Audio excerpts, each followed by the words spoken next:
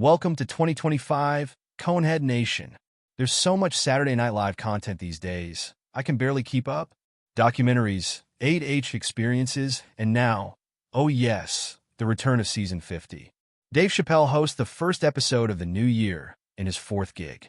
The previous episodes hosted by the legendary, if increasingly controversial, stand-up were mostly grounded in election reactions. They were November shows.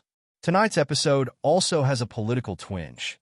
We are less than 48 hours from the end of Joe Biden's presidency and the return of Donald Trump to the White House.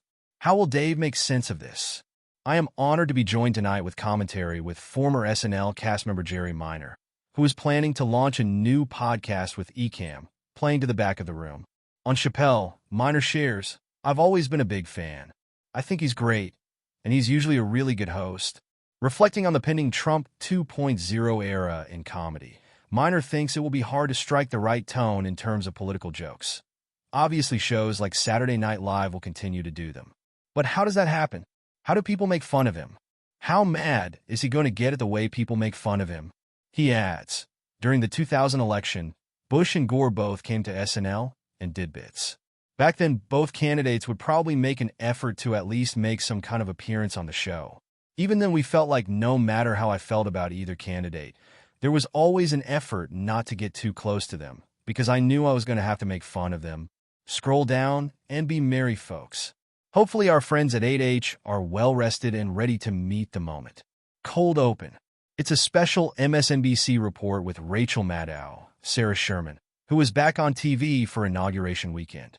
Chris Hayes, Andrew Dismukes, is woke Sheldon as part of a group of progressive Avengers for our collective ants. The group promises to not chase every crazy Trump statement. But sure enough, they cannot resist. Every statement from Trump distracts them.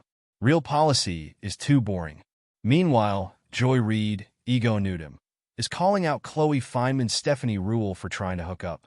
And Marcelo Hernandez keeps quoting old pop songs, including The Real Slim Shady.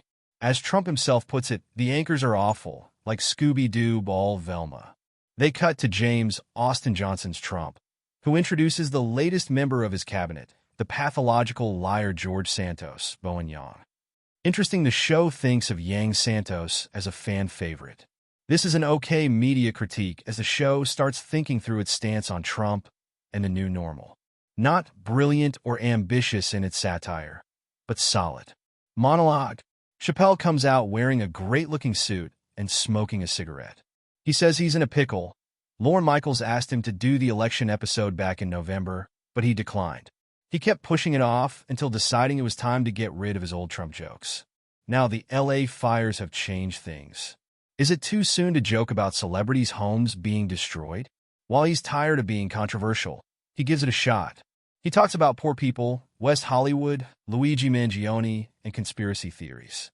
He turns back to Trump and the rumors that Haitian immigrants were stealing and eating pets in Springfield, Ohio. He tosses his cigarette to the ground, lamenting it's no longer fun being famous. With some understatement, he notes Diddy is in a bit of trouble. Is he ugly, Dave wonders? Or does he just have snitch energy? The baby oil bit here is a highlight for me. This must be one of the longest monologues of the season. He returns to Trump and the death of Jimmy Carter and tells a moving story about the former president going to Palestine. He salutes Carter's courage and leaves a message for Trump and all of us. Do better, he implores. Show decency to people whether they live in the Palisades or Palestine. Moving and classy. Immigrant Dad Talk Show. This sketch returns from season 49. Joaquin Antonio, Marcelo Hernandez, hosts a talk show as an immigrant father who dislikes his son. Chappelle joins him today as Black Neighbor Richard.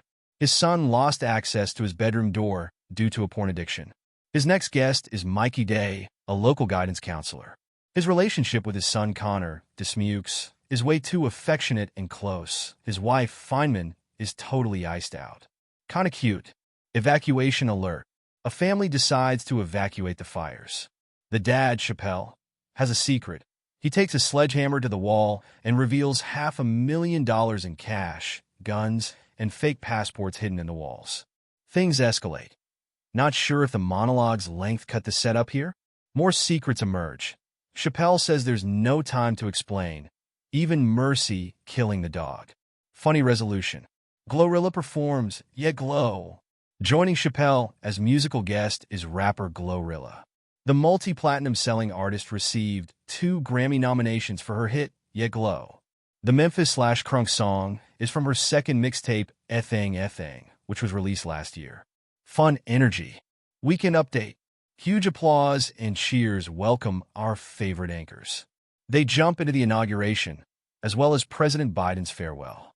Colin Jost lands a brutal joke on Mark Zuckerberg, while Michael Che notes the inauguration is on MLK Jr. Day.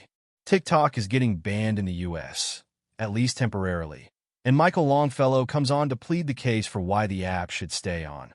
He dryly takes on the critiques and how the app has warped his habits. His attention span is shot, and misinformation is everywhere. Jost introduces a new segment, Hear Me Out, tackling a new AI law in California. He does some accent work tonight that confuses and concerns Che. The original Nosferatu, Sherman, comes out to talk about the new movie.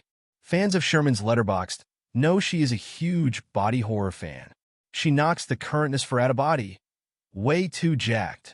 For fans of SNL vampire humor, check out how John Travolta's Dracula and his eccentric behavior led to a humorous misunderstanding in the 90s. Lots of meme-worthy moments here, I guess. They end tonight with a message to support fire relief in L.A. Back to the inauguration. When Jerry Minor was in the cast, on the same day George Bush was inaugurated as president, Mina Suvari was the show's host. As part of Weekend Update, Minor did a commentary as Al Sharpton. I did him a couple of times with Daryl doing Jesse Jackson. That was a lot of fun to do. There's a lot of references in there that are only from 2000 popular songs that no one would remember now. One of those things that could only be written then. He performs Outkast and Limp Bizkit songs. I think I wrote it the day before, that Friday, because of what was going on that week. That's the nature of Saturday Night Live. And watching it now, it's kind of funny. He's doing Sharpton. But then at that time, it was just a completely different feel. Former cast member Victoria Jackson was watching tonight and shares. Super funny TikTok segment on Update by Michael Longfellow. Police station. A man's girlfriend is missing, and the police want a physical description to sketch what she looks like to be found. When they ask for her weight, Devin Walker, pauses. The janitor Dwayne Keenan Thompson warns it is a trap.